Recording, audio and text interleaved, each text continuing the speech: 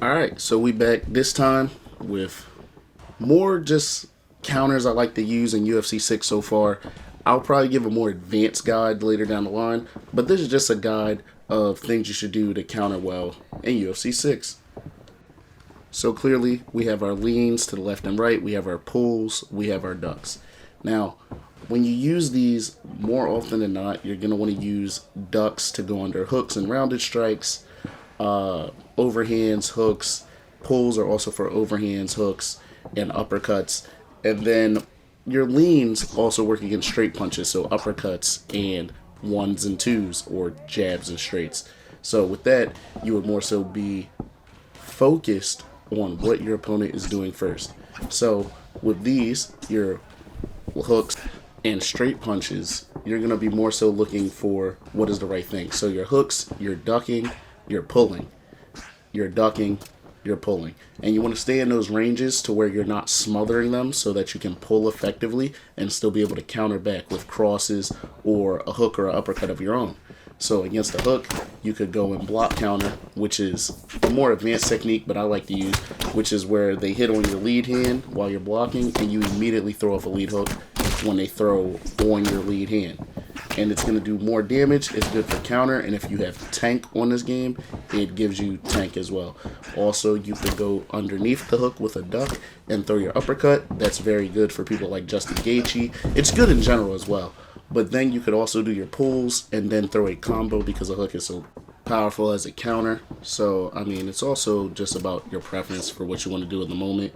You could use, against overhands, you could still use your block counters as well, which is a good tool to have. But if you don't want to do that, you could slip under them. You could use the block counter to just get them to the ground because there's nothing they can do except for pull it. But I'm not sure if you can pull it off the overhand. I know you can pull it off of the hook if you were to throw on somebody's lead hand. However, when it comes to situations like this, where you're looking to hit somebody clean, you just want to find your ways into the range that you want to be at for your strike to be most powerful.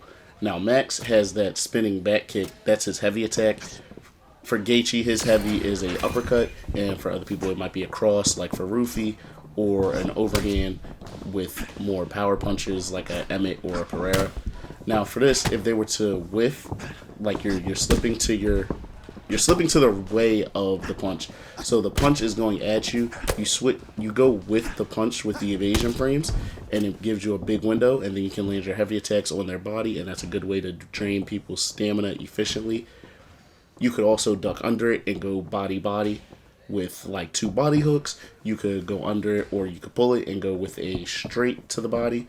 There are a bunch of ways to get people's stamina down, which just by using your leans to the left, right, your evasion to the left, right, your ducks and your pulls, all good tools to have and be aware of. Now, if someone were to do things like jab, straight, and hooks, you use these right here. You use these, you stand planted, you don't block, because if you block, it makes it slower and you can't counter off of it. So if you don't block and you see that straight is coming, you could pull it and throw a straight back. You could slip to the right and throw your hooks, or you can slip to the left and throw your hooks, or you could even combo up because the evasion frame on custom animations is so strong that you could just pull and then throw a combo. But your combo should more than likely start with a straight, and boom, you get a drop. Now with head kicks, you want to be more so the same as the overhand. You want to either evade with the path of it, and boom, you stay on that path, or you could duck it. Now, the most normal one is to duck it, but you could also, if you want to get risky, you could pull it, but you have to be at the right range. If you don't pull in time, you get hit.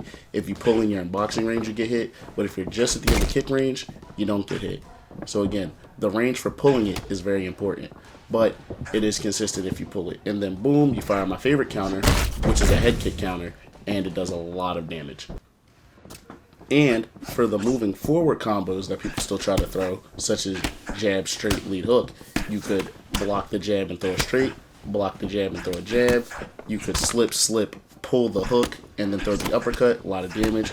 You could block, pull to the side, and then throw an uppercut, or block, pull to the side. Pull back and throw the uppercut at them. You could block, pull to the side on the second one, and throw the hook. So it's all about your choices of how you want to go about it. You could block and just try to move backwards and stay evasive. Now right here, I do get hit sometimes, but as you see, the counters do so much damage that even if you get hit once, you doing the counters twice is getting you drops or hit stuns every time.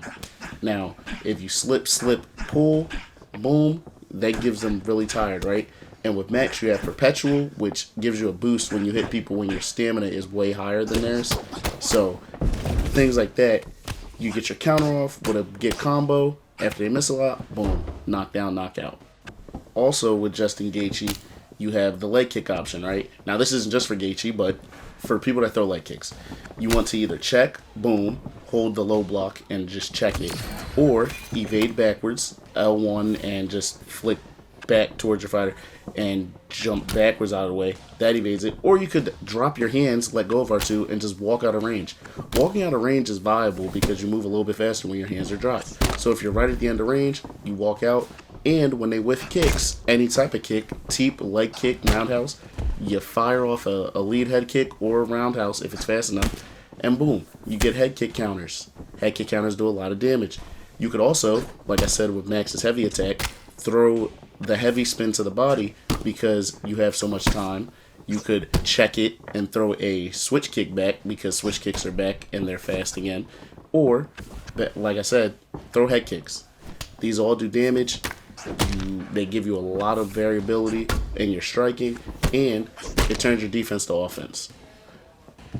Now, again, head kicks are very strong, right? So when you use the head kick counter, you want to make sure you're at range. You want to make sure you either ducked it. Now, when I duck it, I like to throw straights, but if you duck the head kick, you can throw the head kick counter back if you're not blocking, but most of the time you want to do it when you're out of range and you fire the head kick back.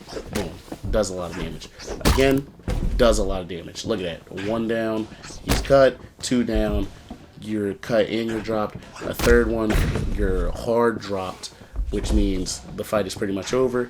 And last but not least, you just land a head kick just in case. Boom, dropped again. These are fight enders. So you want to make sure that you do these. You stay locked in with your counters at all time. You stay aware for what you want to do. You land your good moves like your spin kicks with Max. And those are good counters to have. And that's pretty much it for the most part. I'd say do all these moves, stay in line with the characters you use, and you should be streamlined to success on UFC 6. So that's about it for the video. Stay defensively sound, and with that, I'm out. Like, share, subscribe, and tune in for the next one.